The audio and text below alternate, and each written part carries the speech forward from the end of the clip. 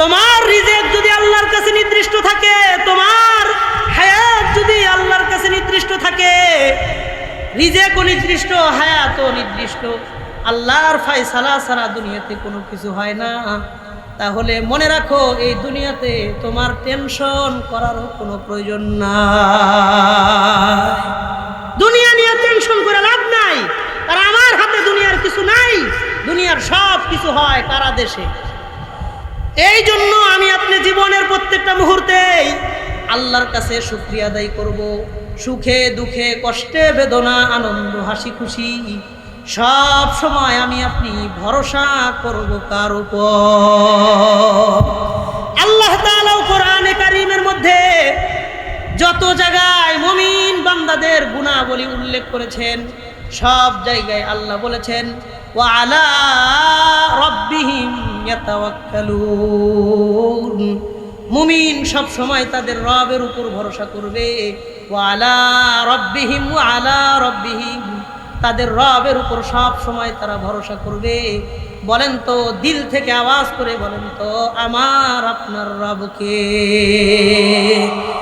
এই জন্য একজন মুমিন সুখে দুঃখে কষ্টে বেদনা আনন্দ হাসি খুশি সুস্থ অসুস্থ ব্যবসায় লাভ লস সব সময় মুমিনের ভরসা হবে কার উপর? নবীজি সাল্লাল্লাহু আলাইহি ওয়াসাল্লাম মুসলিম শরীফের হাদিস এই ব্যাপারে বলেন, وعن سمرة بن جندب رضي الله عنه قال قال النبي صلى الله عليه وسلم, নবীজি বলেন, আউয়ালু মান ইউদআ ইলাল জান্নাতিল্লাযীনা ইয়াহমাদুনাল্লাহা ফিস সাররাই ওয়াদ দাররা। কিয়ামতের দিন ওই সমস্ত মানুষদেরকে আল্লাহ সবার আগে জান্নাতের দিকে ডাকবেন, জান্নাতের দিকে ডাকবেন যারা দুনিয়াতে সুখে দুঃখে সর্ব অবস্থায় আল্লাহর প্রশংসা করেছে। সুখে থাকলেও আলহামদুলিল্লাহ, কষ্টে থাকলেও আলহামদুলিল্লাহ। কারণ দুনিয়াতে আমি আপনি যে অবস্থাতে আছি শুকরিয়া আদায়ের জন্য এই অবস্থায় যথেষ্ট, এটাই যথেষ্ট, আর কিচ্ছু লাগে না। বান্দা যে অবস্থায় দুনিয়াতে থাকে শুকরিয়া আদায় করা উচিত। আমার একটা বাড়ি আছে, শুকরিয়া আদায় করেন, কারণ এই বাড়ির মালিক আমারে আপনারে বানাইছেন কে। একটা গাড়ি আছে, শুকরিয়া আদায় করেন, এই গাড়ির মালিক আমাকে আপনাকে বানায় দিছেন কে। গাড়ি নাই, একটা মোটর সাইকেল আছে, শুকরিয়া আদায় করেন, কারণ এই মোটর সাইকেলের মালিক আমারে আপনারে বানাইছে কে।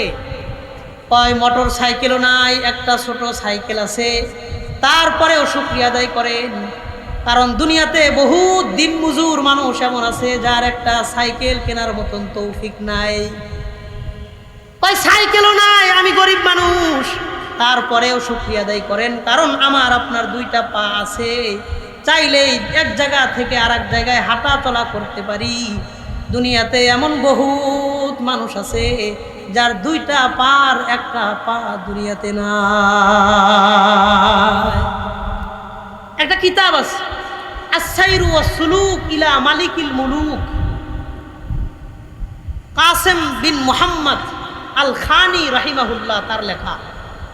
আস-সাইরু ওয়াস-সুলুক ইলা মালিকিল মুলুক, কোনো ব্যক্তি যদি আল্লাহর দিকে যাইতে চায় তার পথযাত্রা কেমন হবে, দুনিয়া থেকে যদি কেউ আল্লাহর কাছে যাইতে চায় কেমনে যাবে, এই ব্যাপারে চমৎকার একটা তাসাউফ সংক্রান্ত কিতাব লিখেছেন। এই কিতাবের দ্বিতীয় খণ্ডে তিনি একটা ঘটনা এনেছেন।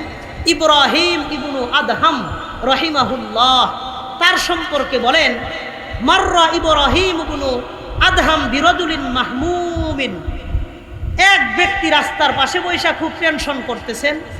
ইব্রাহিম ইবনু আদহাম তার পাশ দিয়ে যাইতেছে। ওয়াফি ইয়াদিহি উদুন ইয়ানকুতু বিহি ফিল আরদি, তার হাতে ছোট্ট একটা লাঠির টুকরা আছে, এইটা দিয়া জমিনের মধ্যে আঁকা আঁকি করতেছে, মনটা খুব খারাপ। আমাদের এলাকার মধ্যেও কোনো মানুষের মন খারাপ থাকলে দেখবেন হাঁটু দুইটা উপরের দিকে দিয়া মাথাটা নিচের দিকে দিয়া জমিনে এমনি দাগাদাগি করে, নিজের মনের কষ্ট ওই মাটির সাথে ভাষায় ভাব বিনিময় করে প্রকাশ করতে চায়। কথা বলেন ঠিক কিনা? তো ইব্রাহিম ইবনে আদহাম দেখেন এক লোক রাস্তার পাশে বৈশা জমিনে আঁকা আঁকি করে আর মনে খুব টেনশন কষ্ট। ইব্রাহিম ইবনু আদহাম তাকে ডাক দিয়ে কিছু কথা জিজ্ঞাসা করলেন, বললেন তোমার কি পেরেশানি? তা তিনি কিছু পেরেশানির কথা শোনাইলেন, আমার এই এই এই অসুবিধা। শোনার পরে তিনি প্রশ্ন করলেন, তিনি বললেন, ইন্নী সাইলুকা আন সালাসিন আজিবনি। ভাইজান, আমি আপনাকে 3টা প্রশ্ন করতে চাই, আপনি মেহেরবানি করে আমার 3টা প্রশ্নের উত্তর দিবেন। বলেন প্রশ্ন কয়টা? 1 নাম্বার বললেন, হাল ইয়াজরি ফি হাযাল কাউনি শাইউন লা ইউরিদুহুল্লাহ। বলেন তো এই দুনিয়াতে এমন কোনো কিছু কি হয় যেটা আমার আল্লাহ চায় না? আল্লাহ চান না এমন কোনো কিছু কি দুনিয়াতে হয়? হয় না। 1 নম্বর প্রশ্ন তিনি করলেন, হাল ইয়াজরি ফি হাযাল কাউনি শাইউন লা ইউরিদুহুল্লাহ। দুনিয়াতে এমন কোনো কিছু কি হয় যেটা আমার আল্লাহ চান না? 2 নম্বর প্রশ্ন করলেন, আয়ান কুসু মিন রিজকিকা শাইউন কদ্দারাহুল্লাহ। আল্লাহ তোমার রিজেক হিসেবে যা কিছু বরাদ্দ রেখেছেন, আল্লাহর নির্দিষ্ট রিজেক থেকে সামান্য পরিমাণ রিজেক কমার সম্ভাবনা আছে কিনা? 3 নম্বর প্রশ্ন করলেন, আয়ান কুসু মিন আজালিকা লাহজাতুন কদ্দারাহাল্লাহ। তোমার যেই পরিমাণ হায়াত আল্লাহ নির্দিষ্ট করে রেখেছেন, ওই হায়াত থেকে সামান্য পরিমাণ হায়াত কমার কোনো সম্ভাবনা আছে কিনা? 1 নম্বর প্রশ্ন করলেন, আল্লাহর বিধান ছাড়া দুনিয়াতে কোনো কিছু হয় কিনা? 2 নম্বর, তোমার রিজেক নির্দিষ্ট থেকে কমার কোনো আশঙ্কা আছে কিনা? হায়াত কমে যাওয়ার আশঙ্কা আছে কিনা? 3টা প্রশ্নের একটা জবাব দিয়ে তিনি বললেন, লা। আল্লাহর বিধান ছাড়া দুনিয়াতে কোনো কিছু হয় না, আমার রিজেক কমার কোনো আশঙ্কা নাই, হায়াত কমে যাওয়ারও কোনো আশঙ্কা নাই। ইব্রাহিম ইবনে আদহাম তার উত্তর শুনে বললেন, ফাআলা মাল হাম্মু ইযান। তাহলে বলো তুমি দুনিয়াতে কোন জিনিস নিয়ে টেনশন করতে চাও? তোমার রিজেক যদি আল্লাহর কাছে নির্দিষ্ট থাকে, তোমার হায়াত যদি আল্লাহর কাছে নির্দিষ্ট থাকে, রিজেকও নির্দিষ্ট, হায়াতও নির্দিষ্ট, আল্লাহর ফায়সালা ছাড়া দুনিয়াতে কোনো কিছু হয় না, তাহলে মনে রাখো এই দুনিয়াতে তোমার টেনশন করারও কোনো প্রয়োজন নাই। দুনিয়া নিয়ে টেনশন করে লাভ নাই, কারণ আমার হাতে দুনিয়ার কিছু নাই। দুনিয়ার সব কিছু হয় কার আদেশে? আল্লাহর আদেশে। আল্লাহ নিজে বলেন, আমা তাসকুতু মিন ওয়ারাকাতিন ইল্লা ইয়ালামুহা। পৃথিবীর মধ্যে যত বৃক্ষ আছে, এক সিলেটের মধ্যে কোটি কোটি গাছ আছে, কোটি কোটি গাছের কত মিলিয়ন ট্রিলিয়ন পাতা আছে। আল্লাহ নিজে কোরআনে বলেন, ওয়ামা তাসকুতু মিন ওয়ারাকাতিন ইল্লা ইয়ালামুহা। একটা গাছের একটা পাতা আল্লাহর জানা ছাড়া মাটিতে পড়ে না, আল্লাহর এলেম ছাড়া মাটিতে পড়ে না, আল্লাহর হুকুম ছাড়া পড়ে না। একটা গাছের পাতা যদি আমার আপনার আল্লাহর হুকুম ছাড়া মাটিতে না পড়ে, তা আমার আপনার জীবনে যে ছোটখাটো বিপদ আসে, ওইটা আল্লাহর হুকুম ছাড়া আসে না। এই জন্য আমি আপনি জীবনের প্রত্যেকটা মুহূর্তেই আল্লাহর কাছে শুকরিয়া আদায় করব। সুখে দুঃখে কষ্টে বেদনা আনন্দ হাসি খুশি সব সময় আমি আপনি ভরসা করব কার উপর? আল্লাহ তাআলা কোরআনে কারীমের মধ্যে যত জায়গায় মুমিন বান্দাদের গুণাবলী উল্লেখ করেছেন, সব জায়গায় আল্লাহ বলেছেন, ওয়া আলা রাব্বিহিম ইয়াতাওয়াক্কালুন। মুমিন সব সময় তাদের রবের উপর ভরসা করবে। ওয়া আলা রাব্বিহিম, ওয়া আলা রাব্বিহিম, তাদের রবের উপর সব সময় তারা ভরসা করবে। বলেন তো, দিল থেকে আওয়াজ করে বলেন তো, আমার আপনার রবকে।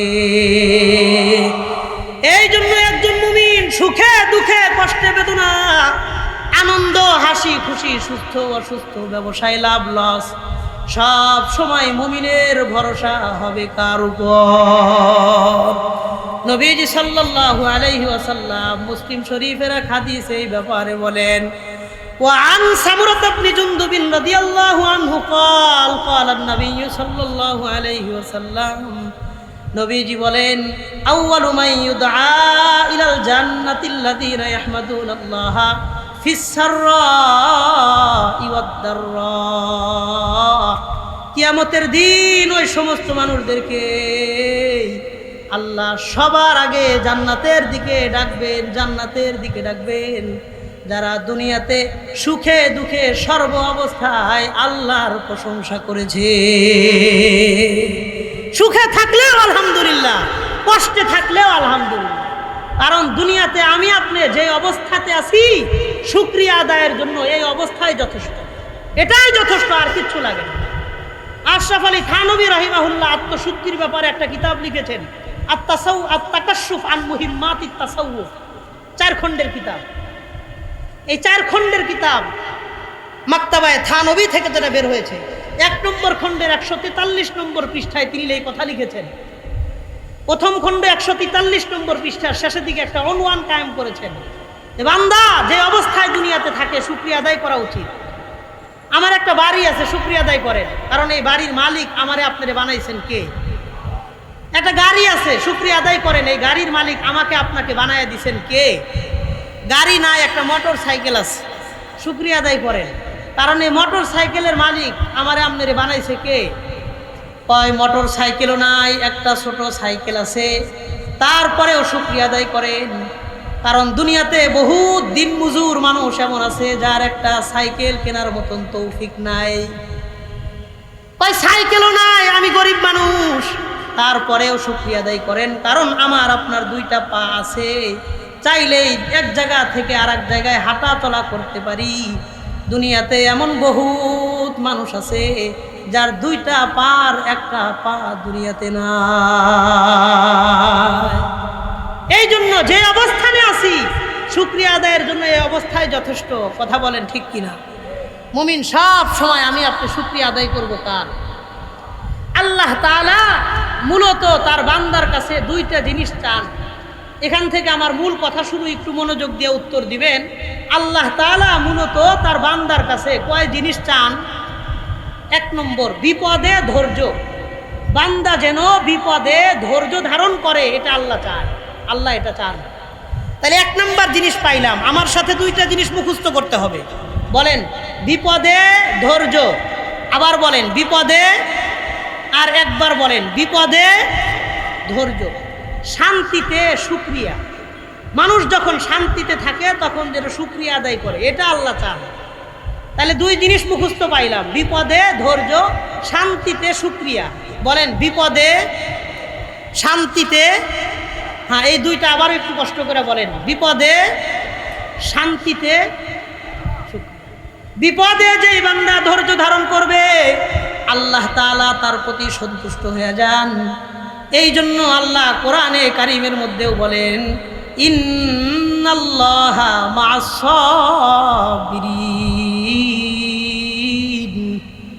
যে ব্যক্তি বিপদের মুহূর্তে ধৈর্য ধারণ করে ওই ব্যক্তির সাথে আল্লাহ নিজে সাহায্যকারী হয়ে যায়। বিপদে পড়ে ধৈর্য ধরলে আল্লাহ খুশি হয়ে যায়। নিয়ামতে শান্তিতে শুকরিয়াও যে ব্যক্তি আদায় করবে তার প্রতি আল্লাহ সন্তুষ্ট হয়ে যান। আল্লাহ বলেন লাইন শাকারতুম লাযীদান্নাকুম, তোমরা আমার নিয়ামত পায়া যদি শুকরিয়া আদায় করো আমি আল্লাহ নিজে তোমাদের নিয়ামতকে বৃদ্ধি করে দিব। ওয়ালা ইন কাফারতুম ইন্না আযাবি লাশাদীদ, আর আমার নিয়ামত পাওয়ার পরেও যদি না শুকরিয়া আদায় করো আল্লাহ বলেন আমি নিয়ামতটাকে ছিনায় নিয়া হাসরের মাঠে কঠিনতম আযাবের সম্মুখীন করে দিব।